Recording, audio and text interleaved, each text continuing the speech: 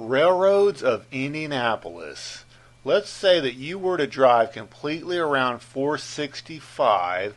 Could you identify all 15 railroads that were and still remain?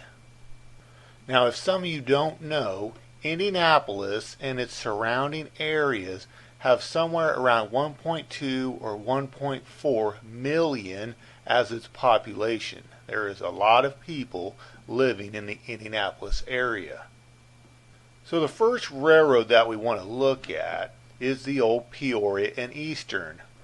Now this segment of the P&E was removed in 1973, which would be 5 years after the Penn Central was established. And you can see by this picture that the Amtrak trains would actually go into the Indianapolis Speedway. So there is definitely still small remnants of the P&E which can be seen to this very day. But this would be the most difficult one to even identify, because if you were to drive over this bridge, there's no indication that a railroad was ever here. But on down the road we can see the old remains of the trestle that goes over Eagle Creek. I think it would be kind of neat to actually go out here someday and pay a visit to this old trestle. So railroad number 1 that we're looking at is clear down here by Speedway, the old P&E. And then the next one, number 2, would be up here by Zionsville. Now we can see at the junction of 865 and 465, you can clearly see the remains of the old railroad. And I think this was the Indianapolis to Lafayette through Lebanon Railroad, Penn Central or New York Central.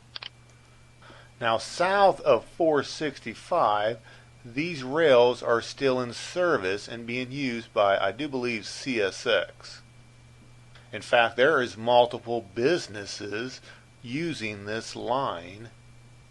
Now this railroad does have interesting history. This line hosted Abraham Lincoln's inaugural train in 1861 and his funeral train in 1865.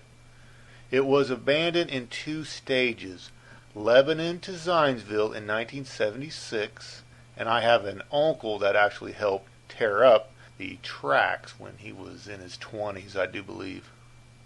And then Lafayette to Lebanon in 1985.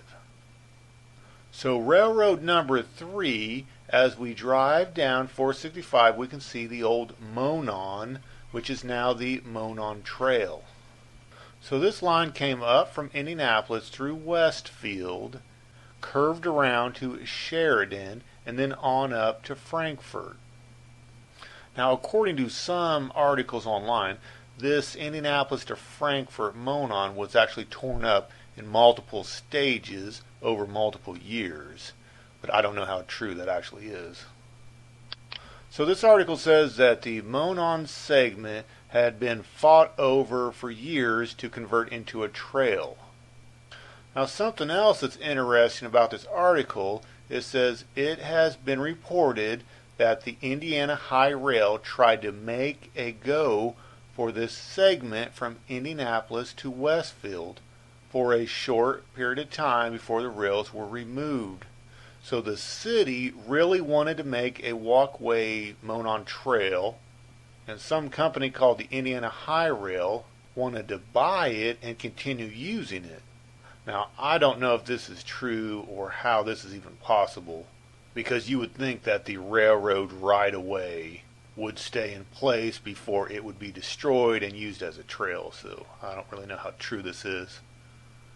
Now according to the Indiana Abandonment website, this line 42 miles was abandoned in 1984 from Indianapolis to Frankfort.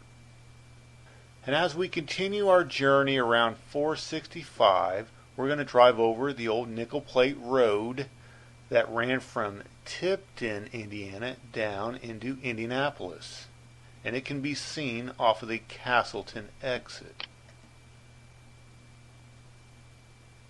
And this railroad is still intact to this very day. So we can see that this line ran into the heart of Indianapolis all the way up through Fishers, Noblesville, and all the way up to Tipton. Now we can see that all the way up in Tipton, Indiana, this is the Norfolk Southern main line that goes into Frankfort that gets a decent amount of traffic. And from my understanding, around 1997 is when Norfolk Southern, they didn't use it, or there was no businesses and they just kind of abandoned it. Now we can see by the photograph, this line actually cuts right through Keystone Avenue. And if you don't know, this is a very busy road in Indianapolis. So this is Keystone Avenue, this is the old nickel plate, and we can see down here that this is the Indiana State Fairgrounds. So this railroad goes deep into Indianapolis. So I don't understand how Norfolk Southern in '97 could not take away train traffic from CSX or whatever. I don't understand it, but now I do have some great news about this old nickel plate segment. If some of you don't know, the Nickel Plate Heritage Railroad Company has worked out an agreement, a 15-year agreement, to run tourist trains over these rails. It's called the Nickel Plate Express, and it will be done on Saturdays and Sundays once restoration efforts are complete. Now this article is from 2018, so I'm very curious about this Nickel Plate Express. I think that would be awesome to take like a tour train down these old rails into Indianapolis. So as we're headed down 465, we're about to pass over railroad number 5. Now this was Conrail's major line. It's like double track for miles and miles. I think this went to Cleveland, Ohio, and at one time it used to get 30 freight trains a day. And then when Norfolk Southern and CSX split up Conrail, a lot of the traffic got diverted to NS's Wabash main line. Now this track would be hard to miss because it is double tracked welded rail. This was a line that Conrail invested millions and millions of dollars into. Now according to this modern day CSX map, we can see that this old Conrail line was like the main artery from Pittsburgh and Cleveland and on to St. Louis, and it looks like it is double tracked for many, many miles. Now before this line ever became Penn Central, it was considered the Big Four Railroad, and we can see how vital this line really was. Came right through Anderson, right through Indianapolis, and headed right towards St. Louis. So after Conrail got split up, that major line averages maybe 12 to 15 trains a day. And it says before CSX and NS took over Conrail in '99, this line averaged more than 30 freight trains per day. Alright, so as we're headed down south on 465, we are ready to pass over railroad number 6. And this line is only active about a mile, maybe a mile and a half east of 465, and then it got abandoned and torn out. But we can see the segment that is still in use today looks like it's in good condition. And this railroad belonged to the Penn Central. And this is the business about a mile and a half east of 465. We can see that this business uses tanker cars. So this railroad ran from Springfield, Ohio to Indianapolis. It was part of the Big Four Railroad, and it was lightly used. So this was not a major line, and most of it was abandoned in 1976 by the Penn Central. So this guy's testimony says that after CSX took over Conrail, there was actually a small segment that survived into the 90s, and then the operation, it was a grain elevator, and in '93 the lines were pulled up. Now this is an interesting map of the Penn Central as it was formed before any lines started getting torn up. And we can see that this looks like a disaster just waiting to happen. Now I believe that they did not have proper planning before they merged, which resulted into a big disaster and then bankruptcy and on and on. A great example is the Penn Central formed in 1968. And like for example, this line that went through Waveland, it went from Frankfort through Crawfordsville through Waveland and down to Terre Haute. This was not torn up until 1974. So here's a line that is not needed at all, that is still being used 6 years after the formation of the Penn Central. They did not really plan or think this out before they merged. And we can see that the railroad that we're focused on, it really wasn't that important. They had multiple routes to go right around this railroad, so you can see that it had no chance of survival. So now we're ready to drive over railroad number 7, which can be seen right by State Road 40.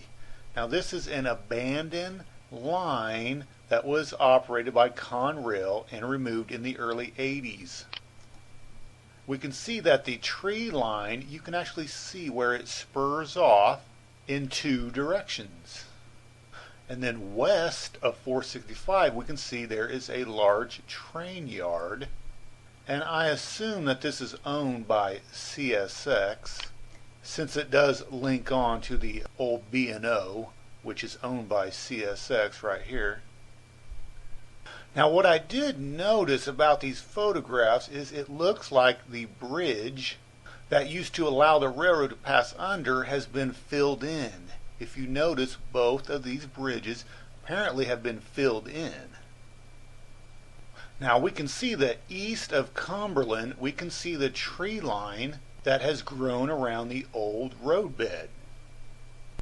So this line ran from Bradford, Ohio to Indianapolis, and they believe that it was abandoned around 1983, I think maybe 1984. And the reason why it got abandoned is because Conrail had multiple routes to ship its products.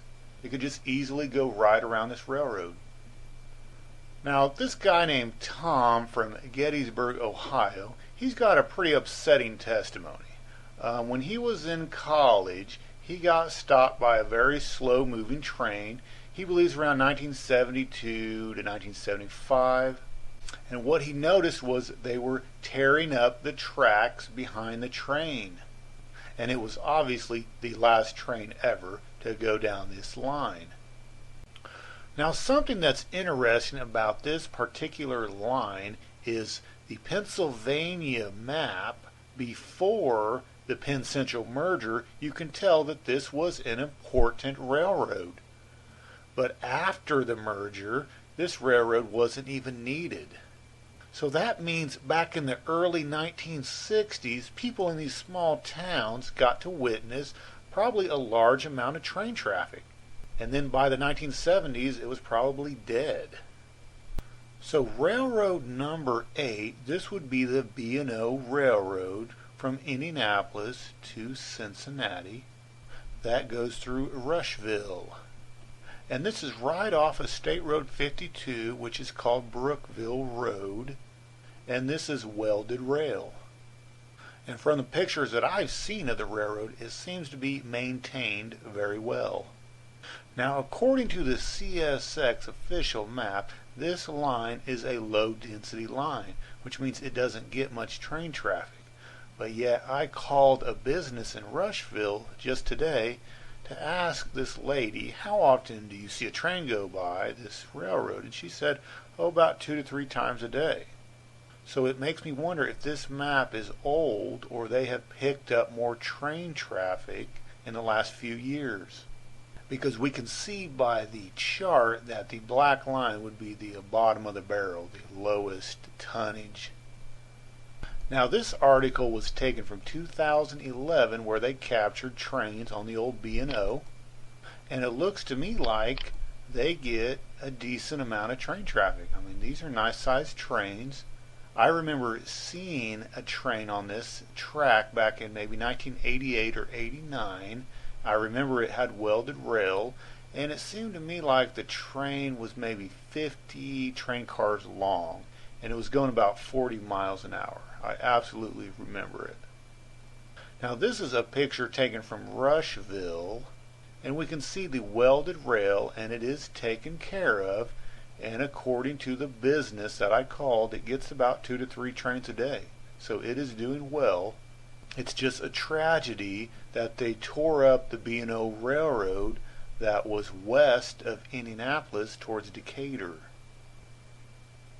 So as you're driving clear around 465, now you're going to pass over railroad number 9, which we can see is not very far from Interstate 74. And this railroad, this was a Conrail line that went, I do believe, all the way to Cincinnati. And in 1991, Conrail sold off the crumbling line from Shelbyville clear to Cincinnati.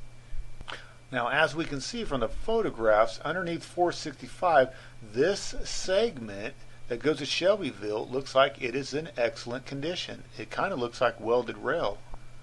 And this particular line was part of the New York Central network. And I'm sure that back in the 1950s and 60s, it probably got a decent amount of train traffic. We can see Cincinnati through Indianapolis, through Lafayette, and on up to Chicago. But after the Penn Central merger, from Shelbyville to Cincinnati, this line probably wasn't even needed. So in 1998, the short line railroad that Conrail sold the segment to, the Central Railroad Company of Indiana, they actually tried to file abandonment. And thankfully, they were denied. According to the article, there was only 5 grain elevators that would have been affected by the abandonment.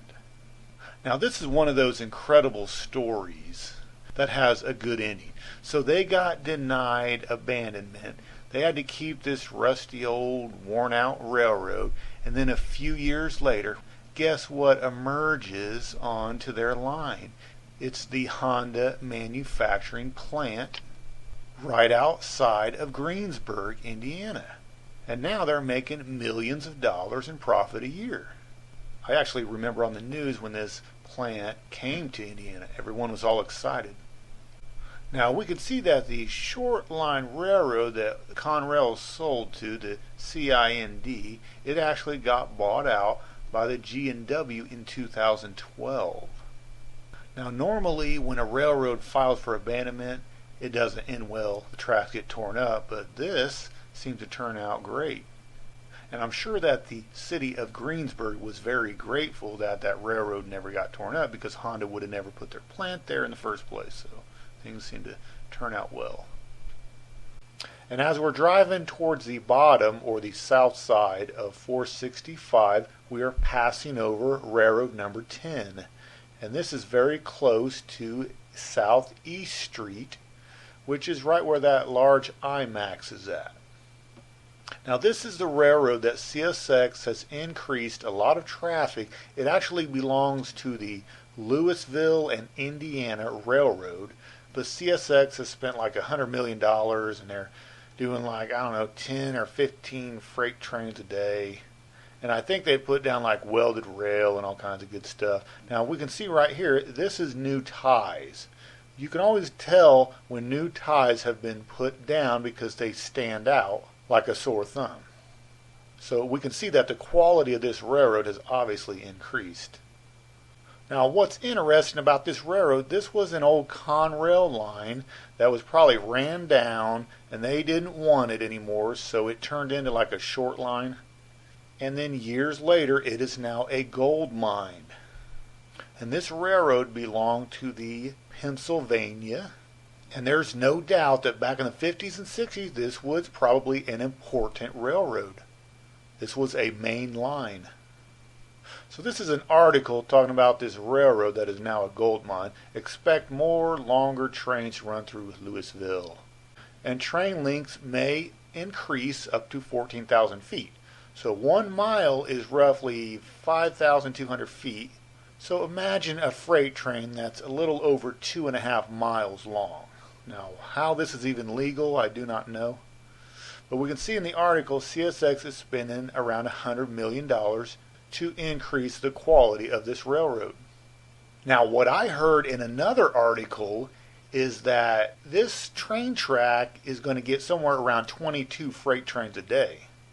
And we believe that is why the Peoria and Eastern that's running through Crawfordsville, that is why we have seen increased train traffic. So now we're going to pass over railroad number 11, which we can see is very close to State Road 37. And I believe this was the old Illinois Central Railroad that went up to Indianapolis. And from my understanding, this railroad gets a decent amount of train traffic. It is a profiting railroad. In fact, from this picture right here, it kind of looks like an intermodal freight train on this old Illinois Central Railroad. So this railroad ran from Indianapolis, ran through Martinsville, down through Bloomington, curved around to Bloomfield, and the Illinois Central used to own the famous trestle. I think it's called the Tulip Trestle. And it's maybe like 10, 11 miles away from Bloomfield. And years ago, I actually got to go visit this trestle, and it was a sight to see. And I did read in an article, this cost somewhere around $250,000 way back in the day, which would be, I think they said around $25 to $30 million today. So imagine if they had to rebuild this trestle, it would cost around $25 to $30 million. Now, I still don't understand why the Illinois Central even sold this line. Like, I saw the article and I was trying to figure out, why would you even sell this off? I mean, Indianapolis is only the 14th largest city in America. I mean, there's money to be made there. And the railroad company that emerged after Illinois Central sold it was called the Indiana Railroad. And if I remember right, I think CSX owns like half of this company, which means that a lot of their train traffic at the end of their line probably goes to CSX tracks. So as we're heading on the west corner of 465, we're going to pass over railroad number 12. I remember driving over this years ago and wondering what this railroad even was. I thought maybe it was just like a spur off of some main line in Indianapolis or something, but it's an actual distant railroad. And we can see by the photographs, it looks like it's in good condition. And this railroad, I do believe it's a Pennsylvania railroad back in the day, and it goes through Mooresville and makes its way all the way down to Spencer, Indiana. Now, what's interesting about this railroad, it's actually two different lines that have I think it's a trackage right connection, and it goes all the way down to Evansville. But we can see at State Road 67, this is where the link or connection takes place. This was the old Pennsylvania that goes down towards Vincennes, and this is the link or junction that connects it onto, I do believe, an old New York Central line that goes down to Evansville. So this is a map of the New York Central, and we can see right around here is where the connection or junction would have taken place, where the Pennsylvania Railroad linked on to the New York Central, and then Conrail used this for a number of years and then sold it off. So according to the article, the Indiana Southern got control of this line around 1992. Now, I did see an interesting article where Duke Energy had spent millions of dollars resurrecting part of this old Pennsylvania abandoned railroad. Now, what I like about this particular railroad is, like again, it's an old ran down Conrail line, and now it is a successful and profiting railroad. Railroad number 13, we can see, is very close to State Road 40, and this was a Pennsylvania main line going out to St. Louis. And its rival right up the road was the New York Central. And this track today is double tracked, and I assume it's welded rail. This track can be deceiving, because if you didn't know better, you would be driving over this interstate, look down and say, oh, that must be a super railroad. Look, it's double tracked. But in actuality, this line just nearly wraps right around and connects onto the junction, which goes out towards Avon, and then straight ahead it would go towards Frankfort, and then towards Crawfordsville and Lafayette, and then Chicago. Now, if you look at the bottom of the screen over here, we can see the tree line that surrounds the old roadbed of the Pennsylvania main line. And we can see that it would have paralleled State Road 40 right on into Indianapolis. And towards the top of the screen here, we can see this is the large Avon train yard. Now, something that's amusing about this Pennsylvania main line and its rival, the New York Central, if you look at Greencastle, it is literally one cornfield away. As these two railroads made their way to St. Louis, there are areas where they are literally a few blocks away, just like down in Terre Haute. So the line that we're looking at, this is Indianapolis. It went through Greencastle, and it went through Brazil, and then to Terre Haute, and then on to St. Louis. And originally, this was called the Terre Haute and Indianapolis Railroad. When the Pennsylvania Railroad merged with the New York Central in 1968 and formed the Penn Central, they elected to keep the New York Central's double-track line between Terre Haute and Indianapolis, abandoning the Pennsylvania main line. And we can see that there are old Pennsylvania trestles still standing, and they're in decent shape after all these years. Now, there's a guy named Steve Miller who lives close to this Penn Central line, and he claims that it was abandoned or torn up around 1972 or 1973, which would be like 5 years after the Penn Central was established. So as we're driving north on the west side of 465, we're going to pass over railroad number 14, which a long time ago this was the New York Central main line. And from my understanding, back in the 80s or 90s, whenever, Conrail, this track used to get up to 20 freight trains a day. We can see that it's double-tracked and it's welded rail. And just a few miles west of 465, we can see the large Avon train yard. Now, judging by the size of this train yard and the amount of train cars switching in and out around Indianapolis, it looks like a highly profiting train yard. And on the east side of the train yard, the newly constructed overpass, I remember what it was like when this wasn't here, and then long trains would be blocking the road, and you'd have all this traffic backed up all the way to the stoplight, and it was just terrible. I mean, people hated this railroad.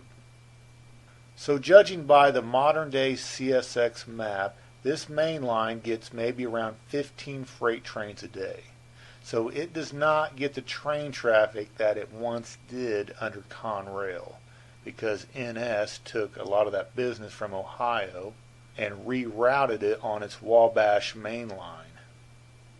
So the final railroad, number 15, this was the old B&O Railroad that CSX tore up around 1988 or 89. And this line is not too far from 136 and 10th Street. It's right in between.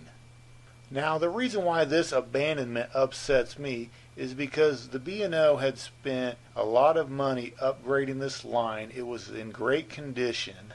And then CSX takes over the B&O and just tears it up within like 1 year or something.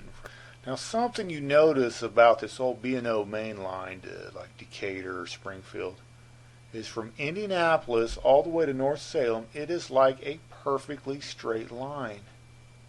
Now, there's a small town called Russellville where the B&O went through, and I visited this town years ago, and it looks like something out of The Walking Dead. This downtown area is like deserted, and there are buildings where the roofs are like falling in. And it literally looks like an abandoned downtown area. It looked like something right out of The Walking Dead. Now, for all the B&O fans, you need to make your way to Montezuma, Indiana, where the trestle over the Wabash River is now a walkway. For as old as this trestle is, it is still in great condition. It is a walkway. So in 1988, 14 miles got demolished from Russellville to Bloomingdale. 1989, 26 miles got demolished from Rochdale to Indianapolis, and then Rochdale to Russellville, and on and on and on. Now, I did do research a couple months ago on this B&O Railroad trying to figure out how they abandoned the Springfield to Decatur section. I think it was the early 80s, and the reason they abandoned this is because they had this route linking down to the St. Louis Cincinnati main line, and then later on this got abandoned. It's just too bad that the B&O couldn't have done like some exclusive partnership with like the Kansas City Southern, passing on their traffic at Springfield and then shipping it on east, something to where the Springfield to Decatur line could have survived. Now this is a picture of the B&O in Indianapolis, and this is what the trains would look like back in the 1970s that ran down that main line towards Decatur. And I think the biggest tragedy about Indianapolis to Decatur main line is that from Indianapolis to Montezuma, there were not enough businesses on that line to prevent CSX from destroying it. If there had been like 3 or 4 businesses, they could have petitioned and prevent CSX from even demolishing that line. So anyway, if you're a rail fan and someday you retire and you're bored, maybe you could drive all the way around 465 and point out all 15 railroads that cross the interstate.